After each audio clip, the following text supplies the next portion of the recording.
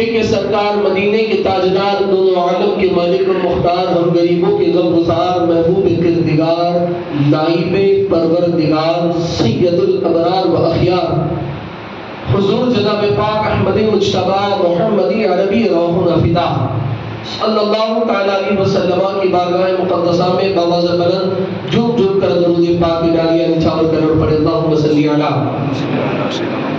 سیدنا محمد وعلی آل سیدنا محمد جد الحسن والحسین بارک وسلم صلاۃ و سلام علیک یا سیدی حبیبی یا رسول اللہ صلی اللہ تعالیٰ علیہ وسلم۔ معزز سامعین اکرام، اللہ رب العزت نے دنیا میں بے شمار راتوں کی، بے شمار دنوں کی اور بے شمار چیزوں کی بے شمار الگ الگ طریقے سے ہر شے پر اللہ نے تعریفیں فرمائی، اس کی فضیلتیں بیان فرمائی اور اس کی حقانیت کو اپنے کلام سے واضح فرمایا، اور ہر ایک کو ایک اپنا جو مقام ہے وہ رب نے مطلب جو دنیا نے دیا وہ الگ ہے، وہ ایک عارضی طور پر دنیا کا دیا ہوا مقام ہے، وہ شکوک والا مقام ہے کہ کسی نے فلاں کو علامہ کہہ دیا جبکہ وہ خواجہ بھی نہیں تھا، کسی نے فلاں کو فلاں کہہ دیا جبکہ وہ اس قابل نہیں تھا، کیونکہ یہ دنیا بڑی دکھاوے کی ہے، یہ دنیا ریاکاری کی ہے، یہ دنیا تعریفوں کے پھول کی محتاج دنیا دار ہے، اس لیے لیکن رب تبارک و تعالیٰ نے اپنے کلام میں جن چیزوں کے فضائل یا جن کی حقانیت کو واضح فرمایا اس کا اقرار لازم، اس پر شک کرنا کفر ہے۔ جیسے مثال کے طور پر لے لیں تو قریباً 700 مقامات پر کلام اللہ نے اپنے بندوں کو اپنی عبادت یعنی ان صلاح کہہ کر عبادت کرنے کا حکم دیا، یعنی نماز کا جو حقانیت ہے اس کی فضائل ہے اسے واضح فرمایا۔ اسی طرح اگر لے لیں دنیا پہ تو رب تبارک و تعالیٰ نے قرآن کی 6666 آیتوں میں 300 مقامات پر 300 جگہ پر 300 آیتوں میں صرف اور صرف اپنے حبیب کی اہل بیت کا ذکر فرمایا۔ میں کہوں گا مالک تو نے قرآن میں تیری عبادت کا ذکر فرمایا، عبادت صلاۃ کا ذکر فرمایا، نماز کا ذکر فرمایا، مالک میں جانتا ہوں کہ یہ تیری عبادت ہے، یہ تجھے راضی کرنے کا طریقہ ہے، یہ تیرے آگے جھکنے کا طریقہ ہے، یہ تیری بندگی کا طریقہ ہے، یہاں پر لازم ہے جو تو نے کہا کہ میری بندگی کرو، لیکن اے رب قدیر یہ تیرے حبیب کی آج تیری کون سی عبادت ہے؟ اس سے تیرا کیا تعلق ہے کہ تو نے ان کی 300 مقامات پر تفصیل بتا دی، 300 مقامات پر ان کے فضائل کو بیان فرمایا، کہیں فرمایا انما یرید اللہ لیذھب عنکم الرجس اہل البیت ویطہرکم تطہیرا، کہیں فرمایا قل لا اسألکم علیہ اجرا الا المودۃ فی القربى، کہیں فرمایا انا اعطیناک الکوثر۔ یہ 3 آیاتوں کو میں نے صرف آپ کے سامنے بیان کیا، رب تبارک و تعالیٰ نے 300 مقامات پر اس کا ذکر فرمایا۔ مالک کیوں؟ کائناتان تمہیں پتہ نہیں، عبادت کا نماز کا ذکر میں نے 700 بار اور میرے حبیب کے اہل بیت کا 300 بار ذکر اس لیے کیا ہے کہ جس کا ذکر میں نے 700 بار کیا ہے اس پر جب خطرہ ہوگا تو جس کا 300 مرتبہ ذکر کیا ہے وہ اپنی جان کو قربان کر کر اس کو خطرے سے بچا لیں گے۔ ایسے میں نے آیت کو شب قدر پر پڑھی ہے، لیکن یہ بولنا لازم ہے کیونکہ ان دنوں میں اس منبروں سے حق ادا کرنا حلالیت کی پہچان ہے، کیونکہ آج 22واں روزہ ہے، کل گزشتہ شب میں 21واں روزہ 21واں دن تھا، اور یہ وہ دن تھا کہ جس میں حیدر قرار، فاتح خبر و خندق، مولا کائنات، مولا علی، شیر خدا، مشکل کشا، خبر کشا، شاہ شکن، فاتح خیبر کا یوم شہادت کا دن گزرا۔ ان کا بھی جو نماز سے تعلق ہے میں تمہیں انشاءاللہ مختصر جملوں میں بیان کرنے کی کوشش کروں گا، اور اگر ان دنوں میں ان منبروں سے بہت زکات کے ذکر ہوئے، بہت مدرسوں کے ذکر ہوئے، جب سے رمضان شروع ہوا سارے مسائل بتا دیے گئے، میں کہوں گا حلال زادے بتا اس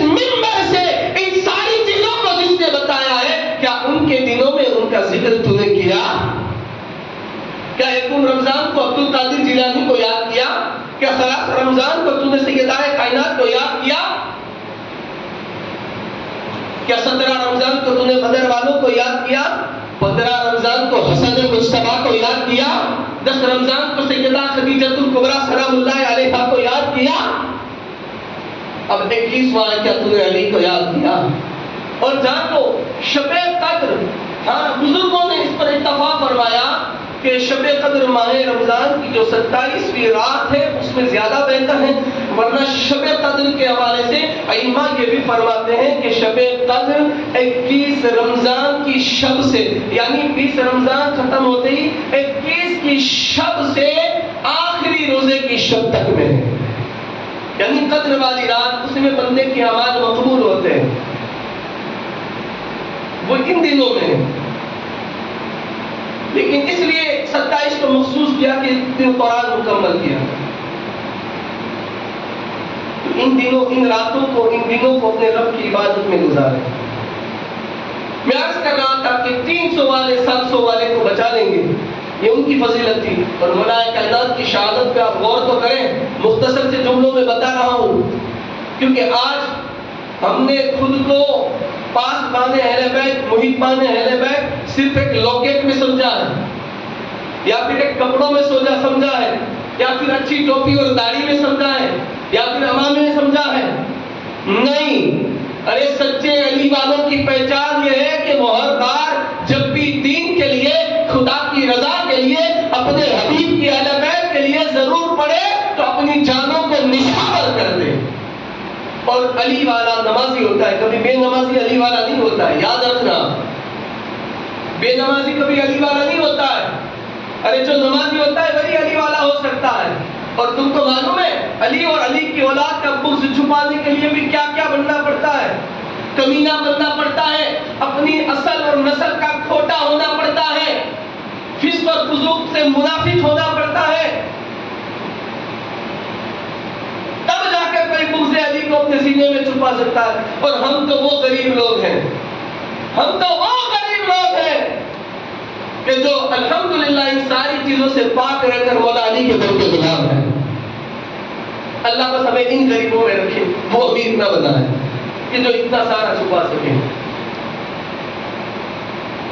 تو مولا کائنات کی یوم شہادت پر اور آپ کی شہادت پر بس چند جملے عرض کرتے ہوئے، مولا کائنات کے جب آخری ایام تھے رمضان کے دن کے، اور علی کے 18 بیٹے تھے، کتنے؟ بولو نا کتنے؟ 18 بیٹے، اور مولا کائنات نے یہ طے کیا تھا کہ ایک ایک افطار اور ایک ایک سحری میں اپنے ہر بیٹے کے یاد کروں گے۔ جس دن آپ کو 17 رمضان کو گزر کر 18 کی فجر کو عبد الرحمن بن ملزم خارزی نے آپ پر وار کیا، اس دن آپ سیدنا امام حسن مصطفیٰ کے یہاں سحر کر کے نکلے، اور غالباً ایک روایت میں سیدہ زینب پاک کے یہاں، دونوں بہتر ہیں، چاہے سیدہ ہو چاہے سید ہو، بیٹی ہو یا بیٹا ہو، الحمدللہ یہ ہم سب سے تو اعلیٰ ہی اعلیٰ، اس میں کوئی شک نہیں ساری کائنات میں۔ جب مولا اب تو فرماتے ہیں کہ مولا کائنات ایک رمضان سے لے کر 18 رمضان جب تک آپ کو ضربت ماری گئی، جسے ہم ضربت کی رات کہتے ہیں، یوم ضربت جسے کہتے ہیں، کہ جس رات میں مولا کائنات نے پکارا تھا فزت برب الکعبہ، اللہ کی عزت کی قسم علی کامیاب ہو گئے، اس کو شب ضربت کہا جاتا ہے۔ فرماتے ہیں کہ یہ ساری کائنات کو کھلانے والے علی اس دن سے لے کر جب تک ضربت لگی تب تک بھی بابا حضور جب بھی دسترخوان پر آتے، چاہے سر کا وقت ہو یا افطار کا وقت ہو، 3 لقمے سے زیادہ کھانا نہیں کھاتے تھے، 3 لقمے۔ اور فرماتے ہیں کہ جس دن آپ کو ضربت ماری گئی فجر میں، اس دن آپ نے جب سحر کی تو سحری میں آپ کے سامنے روٹی، دودھ اور نمک رکھا گیا۔ جب روٹی، دودھ اور نمک رکھا گیا تو آپ نے فرمایا کہ بیٹے تمہیں پتہ نہیں حسن مجتبیٰ ہم اہل بیت ہیں اور ہمارے دسترخوان پر 2 سالن نہیں ہوتے، کیا فرمایا؟ 2 سالن نہیں ہوتے. عربی میں سالن کہتے ہیں روٹی کے ساتھ ملا کر کھائی جانے والی چیز کو. اور اس وقت دسترخوان پر نمک اور دودھ دونوں تھے. کہا کہ ایک ہٹا لو. تو آپ نے غالباً سوچا کہ نمک ہٹا دوں تاکہ بابا حضور دودھ سے سحر کر لے. آپ نے فرمایا کہ نہیں، نمک لے لیا اور کہا کہ دودھ ہٹا لو. اور آپ نے صرف نمک کے ساتھ اس سحر میں 3 لقمے کھا کر آپ نے سحری فرمائی. اور یہ وہ ولی ہے، کوئی بھوکا نہ سمجھے کہ ایک دن مولا کائنات مولا مشکل کشا علیہ السلام اپنے پاس روٹیاں لے کر جا رہے تھے اور راستے میں ایک صحابی رسول رضوان اللہ تعالی علیہ مجمعین کا ملاقات راستے میں ہو گئی، گزر ہو رہا تھا. مولا نے پوچھا کہ کدھر جا رہے ہو؟ آپ نے عرض کی علی پاک رزق کی تلاش میں جا رہا ہوں کہ کچھ مل جائے تو اپنے بچوں کے لیے افطار کے لیے کچھ لے کر جاؤں. سننا غور سے. پھر مولا کائنات نے اپنے پاس جو روٹیاں تھی وہ صحابی کو دے دی اور کہا کہ جاؤ اس سے اپنے بچوں کو افطار کرا دینا. صحابی نے عرض کی مولا یا علی، اگر آپ کے پاس جو ہے وہ آپ نے مجھے دے دیا اس سے میرے بچوں کو افطار میں کرا دوں گا تو آپ کے بیٹوں آپ کے بچے کیا کھائیں گے؟ وہ کس سے افطار کریں گے؟ جملے یاد رکھنا مولا کے. مولا کائنات فرماتے ہیں یہ تمہیں حاجت ہے تم لے کر جاؤ، علی کے بیٹوں کو بھوکے رہنے کی عادت ہے.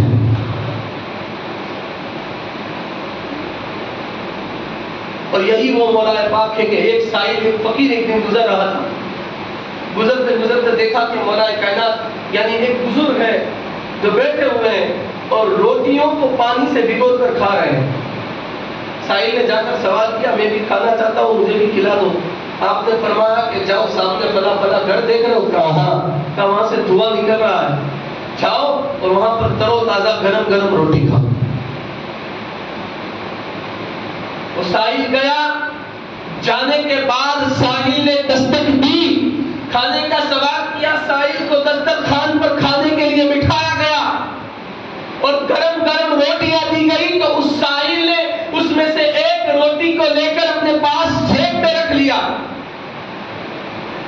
جب جیب میں رکھا حسن مصطفیٰ علیہ السلام نے دیکھا کہ اے ساحل، اے دسترخوان پر آنے والے مہمان، بتا تجھے جب یہاں گرم روٹی مل رہی ہے تو جیب میں کیوں رکھتا ہے؟ جب تو اسے بعد میں کھائے گا تو یہ ٹھر جائے گی، سوکھ جائے گی، اسے تو کیسے کھا پائے گا؟ تیرا جب جی چاہے کھانے کو اس دسترخوان پر آ جانا، تجھے گرم روٹیاں کھلائی جائیں. ساحل نے کہا کہ یہ میں اپنے لیے نہیں لے رہا ہوں. اب پھر کہا فلاں جگہ پر سامنے ایک بزرگ بیٹھا ہوا ہے، فقیر بیٹھا ہوا ہے جو روٹیوں کو پانی میں بھگو کر چبا چبا کر کھا رہا ہے، کہ جس نے مجھے یہاں کا پتہ دیا ہے اس کے لیے کچھ لے رہا ہوں. امام حسن پاک نے فرمایا کہ تمہیں ان میں اور مجھ میں کوئی فرق نظر آ رہا ہے کچھ؟ کہا ہاں نظر تو یہ آ رہا ہے کہ لب و لہجہ تیرے جیسا ہے، چہرے کا رنگ تیرے جیسا ہے، زبان سے نکلنے والے جملے جو خدا کی رضا کے لیے ہے وہ تیرے جیسے ہیں. امام حسن نے فرمایا کہ ان کی فکر کرنے والے سن، وہ کوئی اور نہیں جو جس کے دسترخوان پر بیٹھ کر جس کے بیٹے کے گھر پر گرم روٹیاں کھا رہا ہے وہ وہی حسن کا بابا علی ہے. یہ ان کی زندگی رہی. تو مولا کائنات کو جب آخری سحری کر کر آپ نکلے، روایت کے مطابق بطخ آپ کے وہاں پالے ہوئے تھے سیدہ زینب سلام اللہ علیہا نے، وہ پکار کر آنے لگے سامنے. مولا نے مختصر میں کہوں گا کہ مولا نے اسے ہٹانے کا حکم دیا اور یہ جملے فرمائے کہ جب کوئی چرندوں پرندوں یا جانوروں کو پالتا ہے تو وہ اس کے غم میں روتے ہیں، کیونکہ اللہ انہیں پہلے آگاہ کر دیتا ہے. وہ اس کے غم میں روتے ہیں، اسے دور کر دو، یہ میرے غم میں رو رہے ہیں. اور آپ نے فرمایا کہ انہیں اسی وقت پالو کہ جب تم انہیں ہر طرح سے پوری طرح سے کھانے کھلانے کی صلاحیت رکھتے ہو، ورنہ اگر تم اسے ایک وقت کھلاتے ہو 2 وقت بھوکا رکھتے ہو تو اسے آزاد کر دو. پھر مولا کائنات اپنے گھر سے چلے گفا میں جامع مسجد کی طرف اور راستے میں صدا تھی، صلاۃ صلاۃ صلاۃ، چلو نماز کے لیے، چلو روایت ہے، لیکن اس پر وقت نہیں کہ میں تفصیل میں جاؤں. مختصر یہ کہ آپ جملے بولتے بولتے بولتے پہنچے مسجد کے قریب، ابھی مسجد میں نہیں، قریب تھوڑے دور تھے کہ ایک شخص تھا جو ایک چادر کو اوڑے ہوئے سکوٹے ہوئے سویا ہوا تھا. مولا نے اسے جگایا، کہا صلاۃ، اور وہ سونے والا عبد الرحمن بن مرجم مرادی جسے ہم خارجی کہتے ہیں وہ خود تھا. مولا نے اسے اٹھایا اور کہا صلاۃ، نماز کے لیے چلو. وہ اٹھا. صحابی بیان کرتے ہیں کہ مولا کائنات مولا مشکل کشا علیہ السلام کے پیچھے پیچھے گیا، پیچھے پیچھے گیا. جب مولا مشکل کشا مسجد جمعہ مسجد کوفہ میں داخل ہوئے، آپ نے سنت کے لیے نماز رکعت باندھی. آپ کی ایک رکعت ختم ہوئی، غالباً دوسری رکعت تھی، اور عبد الرحمن بن ملجم خارجی نے آپ کے سر پر ایک ایسا وار کیا تلوار سے کہ وہ تلوار اس کی مولا کی پیشانی سے لے کر کن پٹی تک، ایک روایت کے مطابق بھووں تک آپ کے سر کو کاٹتی ہوئی آئی، اور وہ خون جو آپ کے جسم سے بہا اس سے آپ کی داڑھی مبارک لہو سے تر ہو گئی. اور جب آپ پر وار کیا آپ کی زبان سے تب یہ جملے نکلے تھے، فزتو برب الکعبہ، خدا کی عزت کی قسم علی کامیاب ہو گیا. جب آپ کو زخمی کر دیا گیا، شور و غل ہوا، شور و غل ہوا، لوگ جمع ہو گئے، فجر کا وقت تھا، آپ کے زخموں کو دیکھ رہے تھے. مولا مشکل کشا شیر خدا کرم اللہ تعالی وجہ کریم نے فرمایا، حسن زخم کو بعد میں دیکھنا، فجر کا وقت نکلا جا رہا ہے، پہلے نماز فجر ادا کر. ارے جو اپنے زخم کی جان کی فکر نہ کرے اور نماز کی تلقین دلائے اسے علی مرتضیٰ کہتے ہیں. اگر جو اپنے قاتل کو بھی عبادت کی صلاح دے اور نماز کے لیے بلائے اور مسجد کی طرف آنے کی دعوت دے اسے علی مرتضیٰ کہتے ہیں. ہمیں مسجد میں گھسنا نہیں اور عملی والے، ہم صلاۃ نماز سے اتنے سارے دور اور عملی والے کیسے ہو سکتے ہیں؟ اس کے بعد امام حسن مصطفیٰ علیہ السلام نے نماز فجر ادا کروائی مختصر سی صورتوں کے ساتھ، اور پھر آپ کو جو ہے ایک طبیب کے پاس لایا گیا، اور طبیب نے کہا کہ زخم کافی گہرا ہے اور زہر میں بھیگا ہوا خنجر سے تلوار سے آپ کے سر پر وار کیا ہے، اور یہ وہ ایسا زہر ہے، غور سے سننا، یہ ایسا زہر ہے کہ اگر عرب کے 1000 سورما کو دیا جائے تو وہ فوراً وہیں کے وہیں مر جائے. یہ علی پاک کے خون کی تاثیر اور یہ علی کا مقام اور یہ ان کی تاثیر تھی کہ اتنا زہر دینے کے بعد بھی اب ظاہر آپ کی یہ کرامت تھی کہ حیات. پھر طبیب نے کہا کہ یہ تو مشکل ہے، لیکن اگر بکری کا دودھ لایا جائے، بکری کا دودھ اس زخم پہ دیا جائے تو ہو سکتا ہے اس سے کچھ راحت ہو جائے. جب کوفے میں یہ بات مشہور ہو گئی کہ علی پاک کو وارث کیا گیا، زخمی کیا گیا، اور بکری کا دودھ دیا جائے تو اس سے راحت ہو سکتی ہے، تو جب مولا کے گھر پر امام حسن علیہ السلام کے گھر پر پہنچے اور جب دروازے کی دستک کھولی گئی تو دیکھا کہ کوفہ کا بچہ بچہ آپ کے گھر کے باہر کھڑا ہوا، ہاتھوں میں دودھ لیے، بکری کا دودھ لیے، کوفہ کے بچے کھڑے ہوئے تھے. آنے والے نے، کھولنے والے نے عرض فرمایا تم اتنے سارے کیوں کھڑے ہو؟ کسی نے کہا کہ ہم یتیم ہو گئے، ہمارا باپ کے ساتھ ہو رہا ہے. کسی نے کہا کہ یہ وہ علی ہے جو ہمیں کھانا کھلایا کرتا تھا. کسی نے کہا کہ یہ وہی علی ہے کہ جو ہمارے ننگے جسم پر کپڑے پہنایا کرتا تھا. کسی نے کہا کہ یہ وہی علی ہے کہ جب ہماری حاجت ہوتی اور ان کو بھی حاجت ہوتی تو یہ اپنی حاجت پر ہماری حاجت کو ترجیح دے کر یعنی خود بھوکے رہ جاتے اور ہمیں کھانا پلا دیا کرتے تھے. اللہ اکبر. یہ جملے سنتے ہیں مورخین لکھتے ہیں کہ جب یہ جملے لکھے گئے تو ہمارا دل کاپ کاپ کر منہ کلیجے سے باہر آ رہا. یہ مولا کائنات کی ذات ہے. شب قدر بھی آپ کی شہادت سے شروع ہوگی اور پھر اس کے بعد 21 رمضان کو مولا کائنات بظاہر دنیا سے آپ کی روح پاک پرواز کرتے ہیں. اس میں بھی تفصیل ہے لیکن پھر کسی وقت انشاءاللہ موقع ملا تو میں گفتگو کروں گا. آج شب قدر کی بھی بات کریں گے تو بس مختصر کے جملوں میں یہ کہہ دوں سلام ہی حتی مطلع الفجر، سلامتی کے لیے فرشتے اس رات میں اترتے ہیں۔ اچھا سنیں، شب قدر میں فرشتے کیوں اترتے ہیں؟ شب قدر میں فرشتے کیوں اترتے ہیں؟ اور وہ فرشتوں میں جو رسول، یعنی جو رسول نہیں ہے لیکن انبیاء کے بعد جو سب سے افضل ہے، یعنی جو فرشتوں میں سب سے بلند اور بالا ہے، جبریل، میکائیل، عزرائیل، اسرافیل، وہ لوگ پورا سال دعائیں کرتے ہیں کہ اللہ ہمیں زمین پر بھیج تاکہ جو ہم سے بہتر عبادت کرنے والے ہیں ان کے چہروں کی زیارت کریں۔ اور جبریل امین یہ دعا کرتے ہیں اللہ ہمیں زمین پر بھیجو، انہیں سال میں ایک ہی مرتبہ شب قدر میں زمین پر آنے کا موقع ملتا ہے، وہ دعا کرتے ہیں پورا سال۔ تو ان میں بہتر کون ہے جو جبریل سے زیادہ بہتر عبادت کرتا ہو؟ اسرافیل، عزرائیل سے اچھی عبادت کرنے والا وہ کون ہے؟ وہ کون سی عبادت ہے؟ صلاۃ نہیں،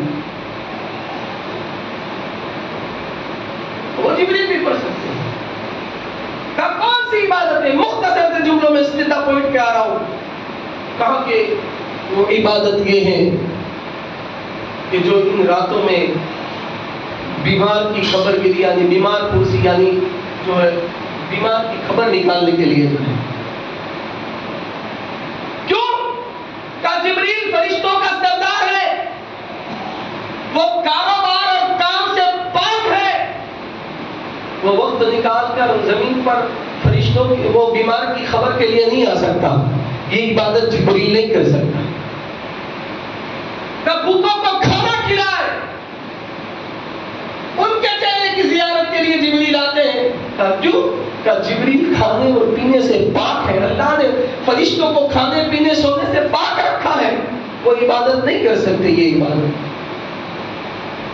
کہ اس کی چہرے کی زیارت کو جبریل آتے ہیں، فرشتے آتے ہیں اس رات میں، کہ جو عید کی خریدی اپنے لیے بعد میں، پہلے اپنے محلے کے کسی غریب کے لیے کرنا۔ ان کے چہرے کی زیارت کو جبریل آتے ہیں، جو افطار کے پھل اپنے گھر پر بعد میں، پہلے اپنے محلے کے مفلس، غربا، یتیم اور مساکین کے لیے لائے۔